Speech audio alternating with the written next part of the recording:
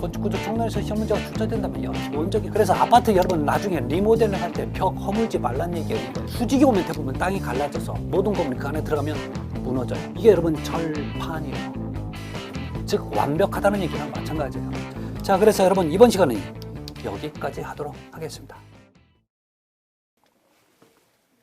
안녕하십니까. 여러분 이번 두 번째 시간은 여러분 우리 2장에 보면 기초구조가 있습니다.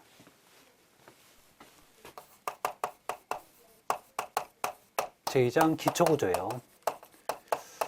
자, 기초구조 먼저 여러분 우리가 봐야 1번에 1절에 보면 기초의 정의가 나와 있죠.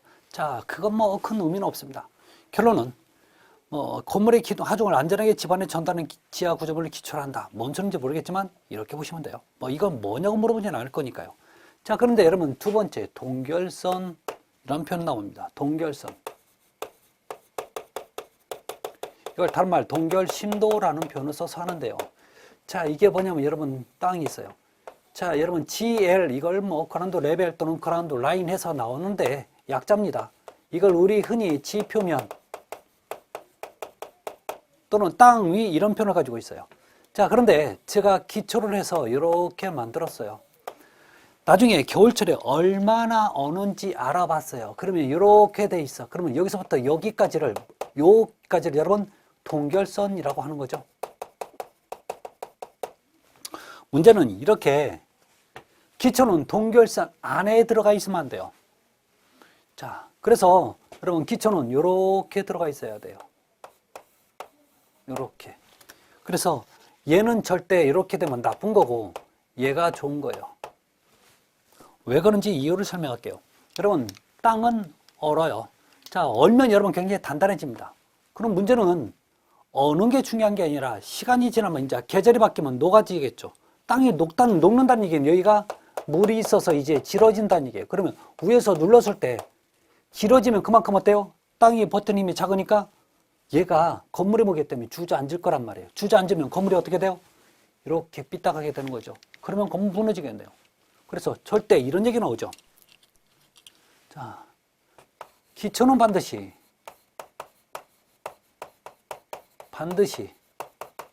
동결선 이하에 두어야 한다고요. 그 얘기입니다. 자, 기초는 반드시 동결선 이하에 두어야 되는 가장 큰 이유는 뭐냐면 부동치마를 방지하기 위해서 그래요. 부동치마 방지. 그럼 부동치마는 뭐냐면 건물이 있는데 여러분 똑같이 가라앉으면 동치마라는 표현을 써요. 그런데 한쪽으로 가라앉으면 건물이 기울는 거죠. 기울면 어떻게 돼요? 무너진다는 얘기예요. 그래서 부동치마를 방지하기 위해서 이렇게 하라는 얘기입니다. 결론 지하실을 우리가 쭉 파고 그런 이유가 땅을 파서 건물을 짓는 이유가 얼지 말라고 그 얘기입니다. 아셨죠? 자, 그러면 두 번째 기초의 명칭이 있네요. 그래서 우리 다음 페이지 보시면 이제 기초의 명칭들이 있습니다. 그래서 여러분 자, 두 번째 기초의 명칭. 명칭을 좀 기본적으로 알아두셔야 돼요.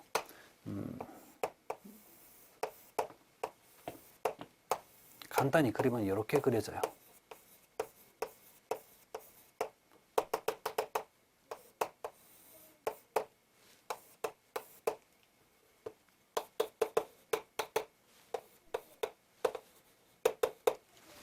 자, 갑니다, 여러분.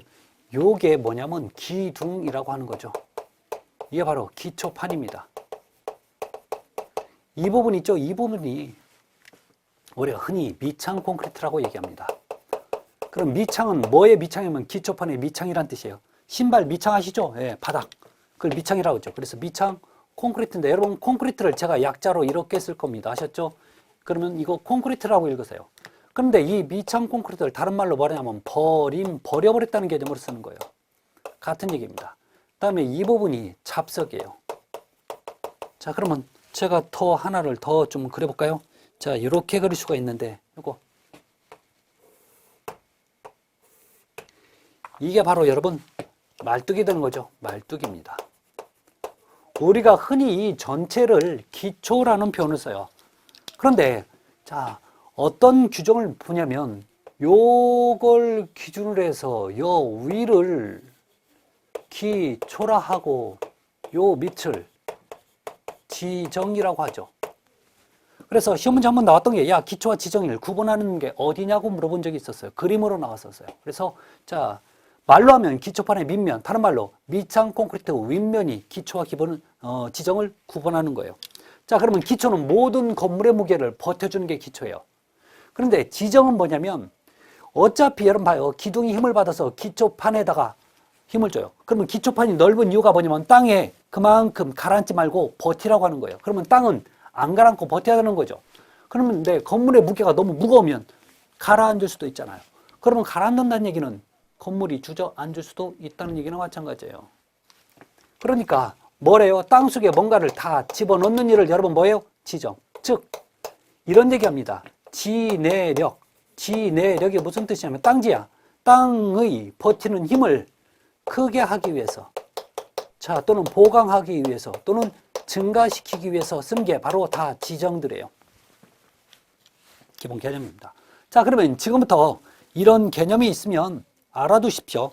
이제 세 번째 보면 기초의 종류가 나옵니다. 기초의 분류. 기초의 분류에서,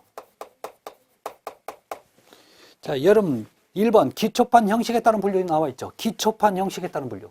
기초판 형식은 뭐냐면 요 기초 부분 있죠. 여기와 기둥.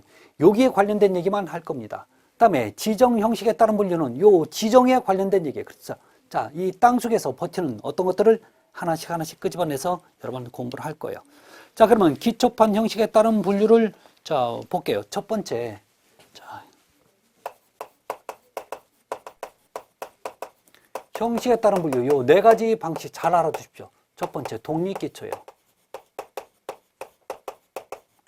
자, 독립기초는 여러분 요런 게 독립기초예요. 자, 이렇게 기초판 한 개에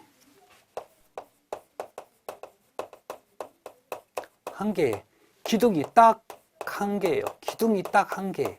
이걸 여러분 독립기초로 합니다. 이 모양은 여러분 사각형이어도 상관없고요.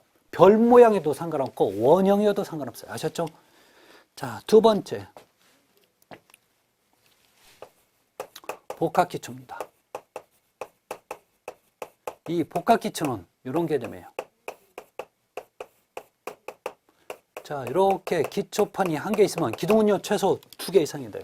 그래서 이 기둥은요 딱 두 개가 아니라 2개 이상이어야 돼요. 이상이면 돼요. 3개가 될 수도 있고요. 4개가 될 수도 있고 10개가 될 수 있어요. 자, 그러면 기초판은 딸랑 1개예요. 이런 상태를 여러분 복합기초라고 얘기합니다. 자, 세 번째. 다른 말로 줄기초, 뭐 연속기초라고도 합니다. 같은 표현이에요. 자, 알아두실 게 이 줄기초, 연속기초는 다른 데 안 쓰고 대부분 보면 조적주 있죠. 벽돌 건물을 질 때 조적주에서 주로 많이 쓰는 거예요. 그러면 이런 형태는 어떻게 되냐면 자, 이렇게 쭉쭉 파요. 여기에다 여러분 기초판을 만들어요. 기초판을 이렇게 만든 다음에 여기에 또다시 벽처럼 이렇게 만들어주는 거예요. 벽처럼.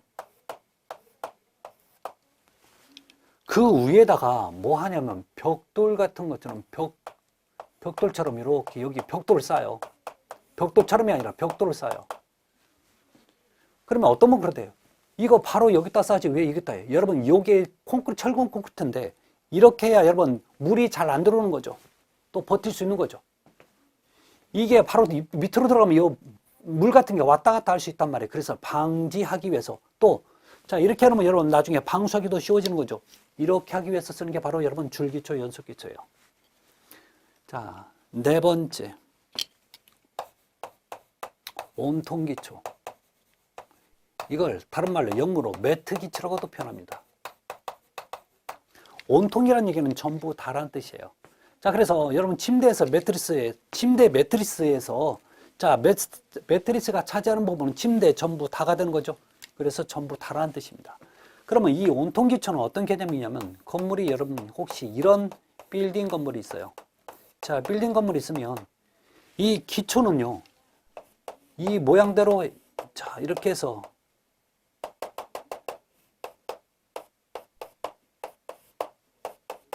이렇게 전부 다 해버린 게 여러분 온통기초예요. 그래서 이 온통기초는 사용하는 이유, 목적이 있어요. 자, 그 목적이 뭐냐면 가장 큰 목적은 여러분 부동치마 방지 대책으로 써요. 두 번째, 연약 집안에서 주로 많이 사용됩니다. 자, 연약 집안에서 많이 사용된다는 얘기는 그만큼 처지는 것을 막아주겠다는 얘기죠. 자, 또 하나 특징 중에 하나가 얘는 100% 반드시는 아니지만 거의 대부분 지하실이 만들어져요. 지하실. 이런 특징을 갖고 있는 게 여러분 온통기초입니다. 그래서 자, 사실은 설계가 가장 어려운 게 바로 온통기초예요. 아셨죠? 네. 그래서 여러분 우리 옆에 페이지 보시면 이제 기초반 형식에 따른 분류에서 독립기초, 연속기초, 복합기초, 온통기초 나와 있죠. 여러분 독립기초, 기초반 하나에 여러분 기둥이 몇 개요? 한 개. 사진을 보시면 지금 사진에 기둥이 없고 철근만 올라와 있죠. 왜 그럴 수밖에 없냐면 이 기초판을 만들면 그 다음에 여러분 요 기초판 만들고 이 기둥은요 다시 거푸집을 대고 철근은 콘크리트를 다시 부어야 돼요. 자, 철근은 이 안에 들어가 있지만 철근은 기초판 철근과 기둥 철근은 같이 만들지만 콘크리트는 따로따로 보일 수밖에 없어요. 그래서 자, 기초판이 보이고 나중에 철근이 보이는 겁니다. 그 다음에 복합기초 보실래요? 자, 복합기초 보시면 여러분 기초판에는 기둥이 몇 개? 2개 이상 있잖아요. 다음에 연속기초, 줄기초. 자, 이게 계속 이어진 형태죠. 어떤 데는 여러분 팔각형으로 이렇게 굽어질 수도 있어요. 거기다 벽돌 싸서 올라가면 되니까. 다음에 온통기초 볼까요? 자, 이 온통기초는 이런 형태가 있으면 사진 보세요. 그 형태대로 다 건물 형태대로 아예 콘크리트 타설하는 거예요. 여러분 저게 얼마 안 되는 것 같지만 거기 보시면 여러분 지금 요 우리 사진에 보면 이렇게 사진에 보세요. 사진을 보시면 이게 상당히 높아요. 왜 높은지 보시면 여러분 여기 올라가기 위해서 이렇게 이게 발판 만들어 놨죠. 저 높이가 여러분 지금 거푸집을 이렇게 거꾸로 엎어놓은 건데 그게 보통 1.2에서 1.5m 정도 돼요. 그러니까 상당히 높은 거라고요, 이게. 그걸 우리가 흔히 못 올라가니까 지금 자, 경사진 사다리를 발판을 만들어서 올라가는 거니까. 그래서 대부분 아파트 같은 경우는 최소 1.5에서 2m 정도 타설을 합니다. 이렇게 두꺼운 게 여러분 온통기초예요. 아셨죠? 다음에 지정 형식에 따른 분류는요. 지정 형식에 따른 분류. 보실래요? 여기 지정 형식. 이런 것들이 있다는 얘기예요. 그래서 이런 것들이 있어요. 그래서 직접기초, 말뚝기초, 피어기초, 자만기초 있는데 자, 이 얘기는 여러분 뒤에 가면서 좀 정리를 좀 할게요. 자, 저 뒤에 보시면 여러분 이제 지정에서 나와 있죠. 지정 부분갑니다. 자, 지정 부분은 1번에 보통 지정입니다. 우리는 요거 배워야 돼. 보통 지정. 자, 보통 지정에는 기본적으로 모래 지정이 있고 잡석 지정이 있고 뭐 여러 가지가 있어요. 자, 그런데 우리가 봐야 될 건 다른 게 아니라 여러분 거기 두 번째 잡석 지정입니다. 자.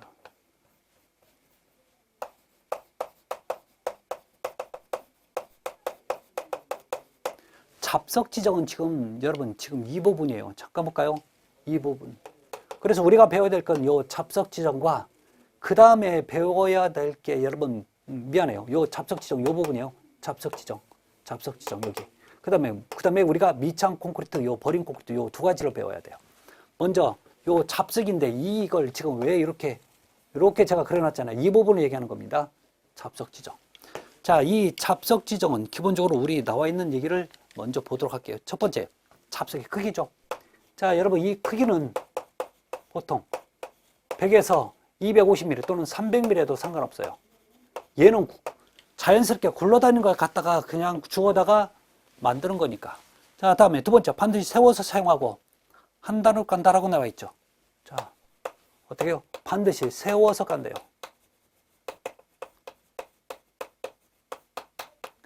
이것도 그냥 까는 게 아니라 여러분 한 단으로 하죠. 한 단으로. 자, 이렇게 한 단으로 깔 수밖에 없는 게 뭐냐면 여러분 이렇게 세워서 깔아놨어요. 그 다음에 이렇게 만약에 이 위에다 깔아버리면 얘는요 세워서 못 깔아줘요. 자, 밑에는 여러분 지금 땅이니까 제가 박아서 할 수 있어요. 그러니까 세워서 할 수 있는데 위에는 안 된다고. 자, 문제는 뭐냐면 왜 세워야 돼? 세워야 되는 이유가 있다고요. 여러분 보실래요? 이렇게 눕혀 있는 게 있고 세워져 있는 게 있어요. 자, 문제는 뭐냐면 얘들은 위에서 눌렀을 때 깨지면 안 되는 거죠. 그러면 두께에 따라서 달라요. 똑같은 거예요, 또. 어떤 게 잘 안 깨져요? 요게 잘 안 깨져. 그래서 안 깨지기 위해서 여러분 어떻게 해요? 세워버린다는 거예요. 아셨죠? 네. 자, 세우고. 자, 문제는, 자, 세 번째, 다져야 되는 거죠. 다짐을 합니다. 이 다지는 방법을 여러분 잘 정리 잘 하십시오. 이 다짐은요, 가장자리입니다. 가장자리에서 중앙부 쪽으로 해와요.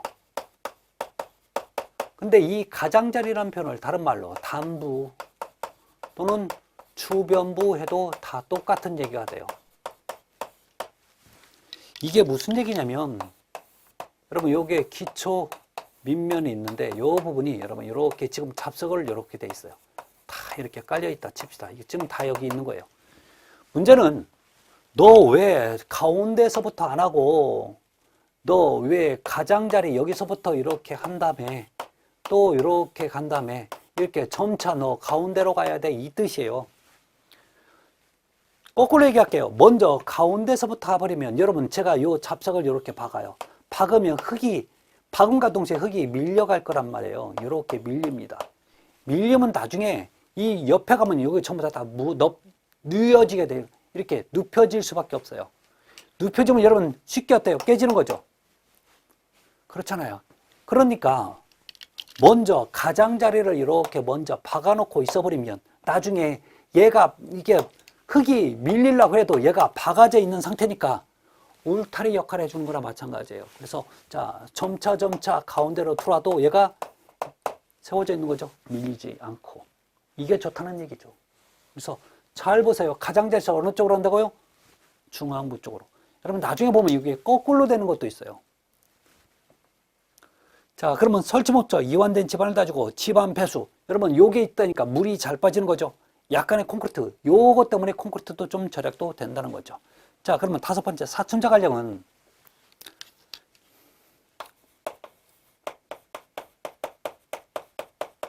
여러분 사춤자갈량이라고 표현 나오는데 여러분 이 사춤이란 얘기는 빈 공간을 채운다는 얘기예요. 빈 공간을 채워. 그래서 빈 공간을 채우는 자갈을 해서 사춤. 그래서 요 사이로 여러분 지금 자갈을 집어넣는 거죠. 이게 사춤이 되는 거죠.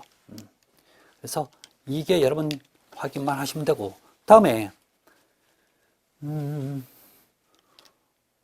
우리 교재 옆 밑에 보면 여러분 5번에 보면 밑창 콘크리트 지점이 있죠. 자, 밑창 콘크리트 지점 좀 얘기 좀 하자고요. 자, 여기서 제가 좀 안 주고 여기서부터 할게요.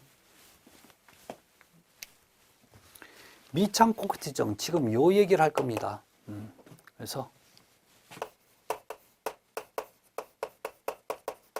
이걸 다른 말로 버림 콘크리트라고도 하죠.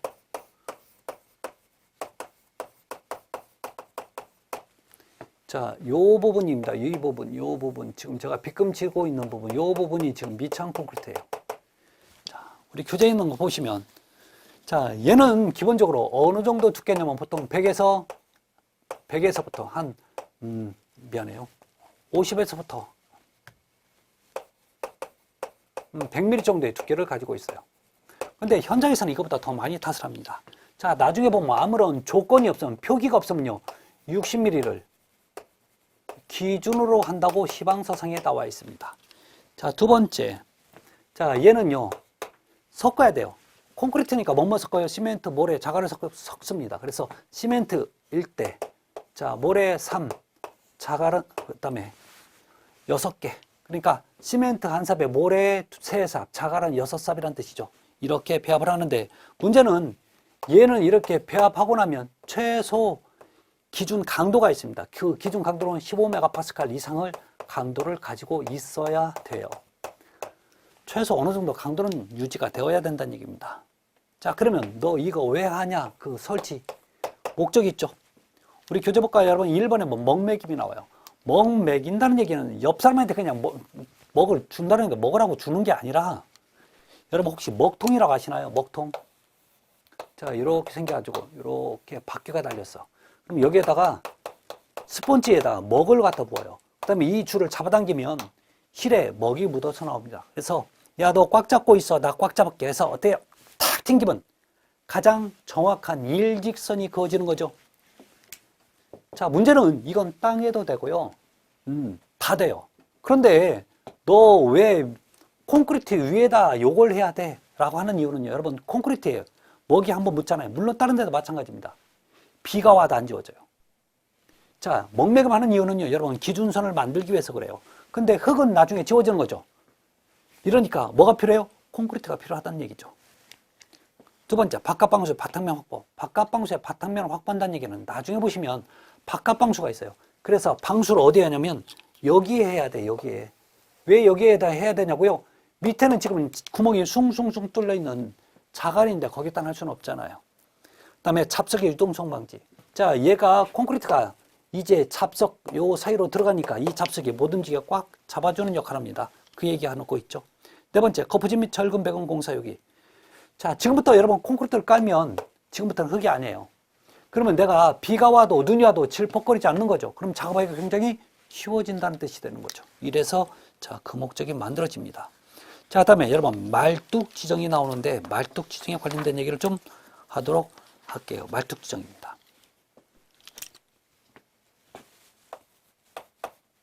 자,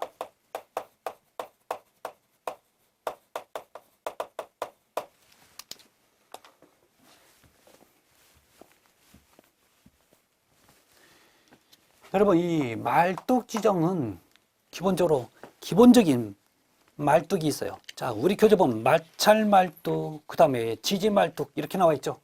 자, 마찰 말뚝, 지지 말뚝 이렇게 나와 있어요. 그러면 자, 이렇게 있을 때 말뚝을 이렇게 박아요. 자, 박는데 지지 말뚝은요, 이렇게 단단한 바위 부분이 지지하고 있으면 지지 말뚝이에요. 근데 마찰 말뚝은 박아도 허당이야. 이럴 때 이 말뚝의 이 표면적과 흙이 서로 뭘 일으켜요? 마찰을 일으키는 거죠. 프릭션.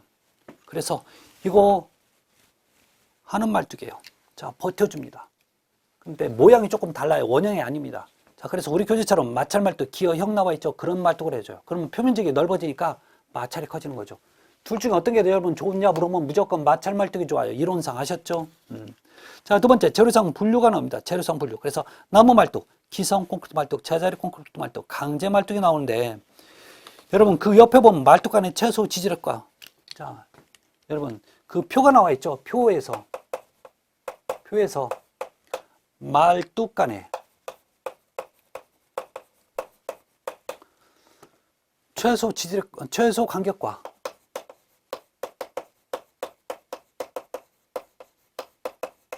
지지력이 나와 있어요. 자, 그래서 여러분들 보면 나무 말뚝 나와 있죠. 나무 말뚝.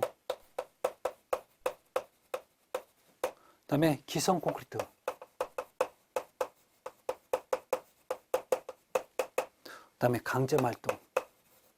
그 다음에 제자리 콘크리트 말뚝.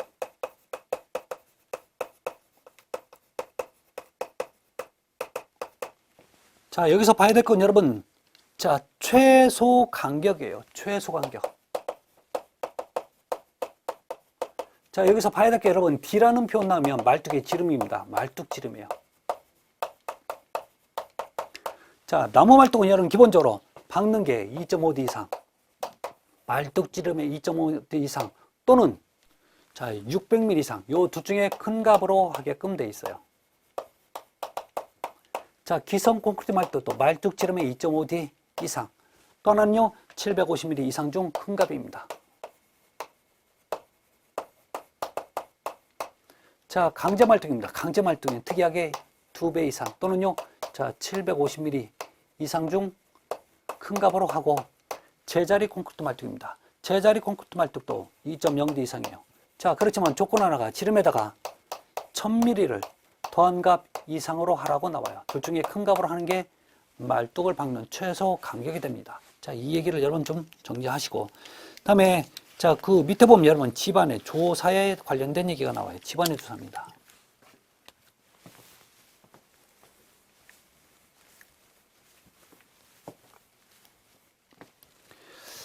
여러분 집안을 조사한다는 말 뜻 자체가 상당히 좀 중요한데요. 집안을 조사해요. 집안 조사. 지반조사는 가장 대표적인 여러분 그 내용 자체가 요거예요. 자, 땅 표층이 있습니다. 자, 처음에는 여러분 나뭇잎 썩은 부엽토가 있고, 자, 조금 가니까 여러분 진흙이 나와. 조금 가니까 여러분 모래층이 나와요. 사질층. 여기니까 자갈층이 나와요. 자, 여기 가니까 큰 바위도 있죠. 암층이 나와요. 자, 여기 가니까 또 모래층도 있고, 자, 여기가 큰 또 바위층이 있고, 여기는 또 지하수층이 있고, 이렇게 이 표층이 무슨 층으로 구성되어 있는지 알아보는 게 여러분 기본적인 집안을 조사한다는 얘기예요. 그 외에도 여러 가지 내용이 있겠지만. 자, 그래서 여러분 집안인데, 자, 그 바로 밑에 뭐가 있냐면 여러분 기본적으로 사질지방과 점토지방에서 자, 그 내용이 뭐가 되냐면 여러분 지금 얘는 우리 흙의 성질에 관련된 얘기예요. 흙의 성질. 그래서 사질지방과 점토지방의 흙의 성질에 관련된 얘기 있죠. 여러분 그 표를 한번 좀 봐주시기 바랍니다. 자, 저는 여러분 두 번째 집안 조사에 대해서 갑니다. 집안 조사. 자, 집안 조사는 여러 가지 방법이 있습니다. 자, 그 방법 중에서 먼저 집안 조사의 순서가 나와요. 자, 세 번째 집안 조사 순서. 순서는 사전 조사, 예비 조사, 자, 본조사, 추가조사, 이렇게 4개인데, 자, 여러분, 이 예비조사 단계가 기초 구조 형식을 대충, 대략적으로 결정 짓는 단계입니다.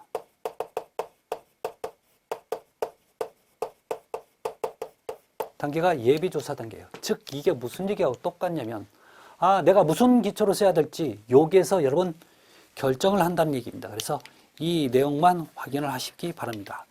자, 그러면 정말 중요한 얘기, 그 옆에 페이지 보시면 집안조사의 방법들이 나와요. 집안조사의 방법. 이게 여러분 기본적으로 꼭 아셔야 되는 내용들이 있습니다. 중요한 얘기 몇 가지 있어요. 자, 여기서 보면 여러분 세 번째 집안조사의 방법.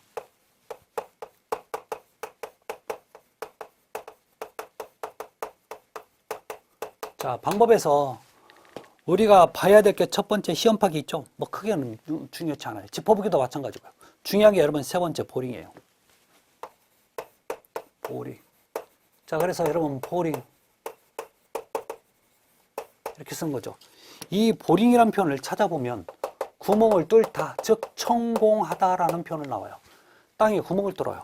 자, 그러면 보링은 어떻게 하는 거냐면 이렇게 옛날에 여러분 지하수 팔 때 보면 삼각대 이렇게 해놓고, 요즘은 이런 거 안 쓰지만 이렇게 파이프로 해서 땅을 파가는 거죠.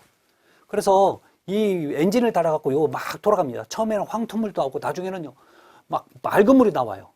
이게 여러분 지금 뭐예요? 땅에 구멍 뚫었죠. 이게 바로 보링이에요. 자, 그러면 이 보링에 자 목적이 있습니다. 목적. 가장 큰 목적, 여러 가지가 있지만 가장 큰 목적, 첫 번째 주상도. 자, 흙에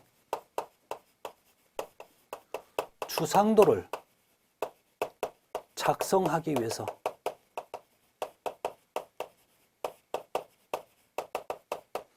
자, 두 번째는 원위치 시험. 다른 말로 사운딩 테스트라고 합니다.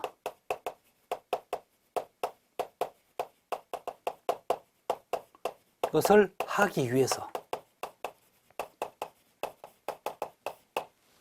결론, 이 보링이 진행이 안 되면 이 시험 못해요.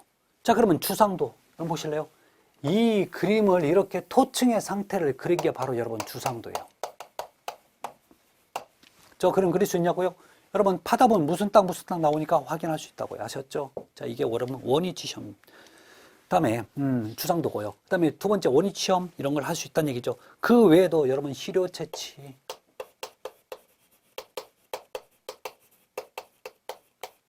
자, 우리 네 번째 지하수위 측정.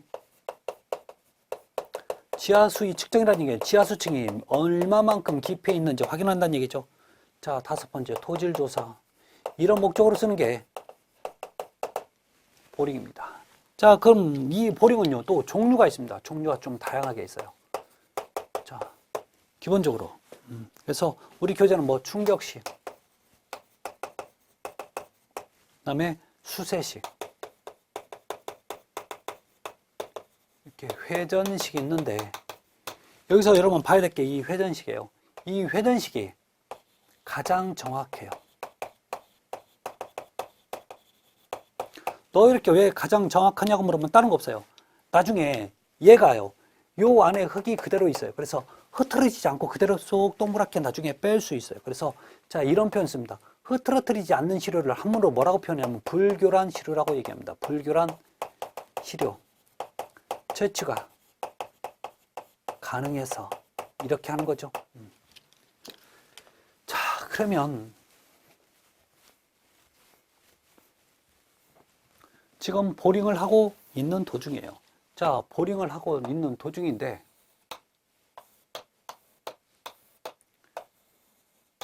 자, 지금 이렇게 도중에 요 땅을 내가 알고 싶어요. 그러면 가장 좋은 방법은 제가 손을 집어넣어서 빼내는 게 가장 좋은 방법일 겁니다. 그러면 그렇지 못하다는 거죠. 그러니까 이 도중에 여기 있는 파이프를 요걸 빼고 자, 여기에다 여러분 지금 뭐 하냐면 이렇게 둥근 원통형의 줄을 달아요. 그래서 여기에다 여러분 지금 밑에는 뭐냐면 내 손 대신에 뭔가를 집어넣을 거예요. 그걸 뭐냐면 쇠 파이프를 집어넣고 여기서 흙을 빼낼 수 있는 이렇게 샘플러를 달아요. 자, 그래서 여러분 요 추 있죠? 이 추의 무게가 좀 정해져 있어요. 이 무게가 혹시 63.5kg 또는 63.7kg 나와도요, 둘 다 맞는 거예요. 자, 그러면 요 떨어뜨리는 높이가 있습니다. 이 낙하 높이가 있는데 75cm 해도 되고 76cm 해도 돼요. 다 허용 오차 범위 내에 있기 때문에. 자, 그러면 요 위에서 이 줄을 떨어뜨린다는 얘기는 얘가 파고 들어간다는 얘기죠. 자, 그래서 얘를 자, 떨어뜨릴 때 여러분 그냥 있지 말고 몇 번 만에 들어가는지 확인해야 되는데 이 얼마만큼 들어가야 되냐면 자, 얘는요 30cm 들어갈 때 요 파이프가 30cm 들어가는 타격 횟수를 구합니다. 그래서 이 타격 횟수를 뭐라고 얘기하면 여러분 넘버, 횟수를 넘버라고 해서 대문자 n을 써서 n값이라고 표현합니다. 타격 횟수예요. 자, 그럼 이 타격 횟수가 클 수도 있고 작을 수도 있는 거죠.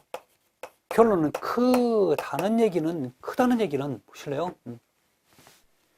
이게 땅이 단단하니까 제가 망치질을 얘가 여러 번 두드린 거예요. 30cm 들어갔을 때까지.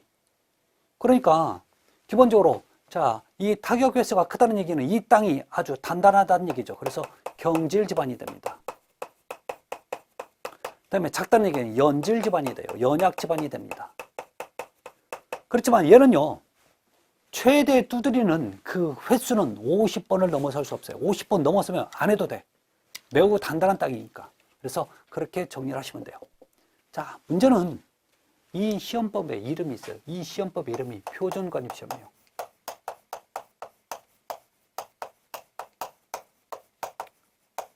영문으로 뭐라고 쓰냐면 스탠다드 페네트레이션 테스트라고 써요.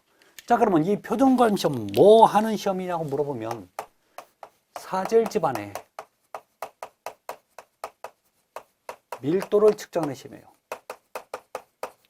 자, 여기서 중요한 건 여러분 밀도 측정이 아니라 사질 집안에 사는 시험이죠.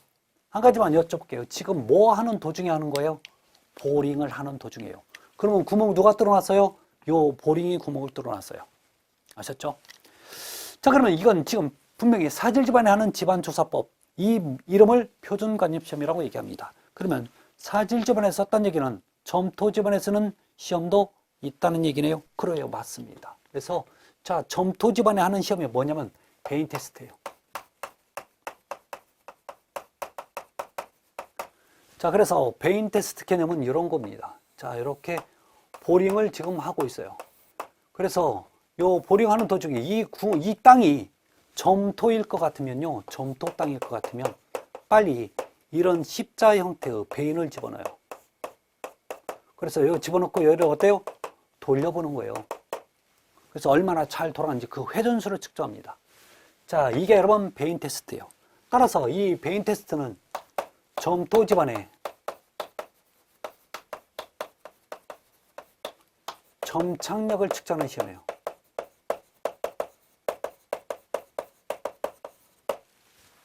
여기서 중요한 건 점토 집안에서는 집안조사법이라는 거죠. 자, 문제는 이 구멍 누가 뚫어놨어요? 보링. 아, 그렇구나. 보링을 안 하면 표준 관엽 시험도 안 되고 베인 테스트도 안 된다는 걸 아셔야 돼요. 아셨죠? 그래서 요 두 가지를 뭐라고 표현하면 여러분 원위치 시험이라고 얘기합니다. 원위치 시험. 이 원위치란 얘기는 보링을 한 원래 위치란 뜻이에요. 그래서 영문으로 이거 사운딩 테스트라고 얘기하죠.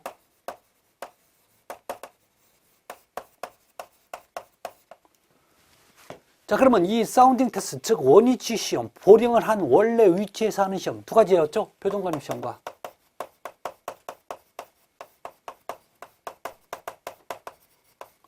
또 하나는 베인 테스트. 이 두 가지가 있네요. 자, 그래서 여러분 이 표준관입 시험은 요 원위치 시험이라고도 얘기하는데 얘는요 추가 왔다 갔다 하니까 굉장히 소리도 크고 움직임이 크죠. 그래서 동적인 시험이에요.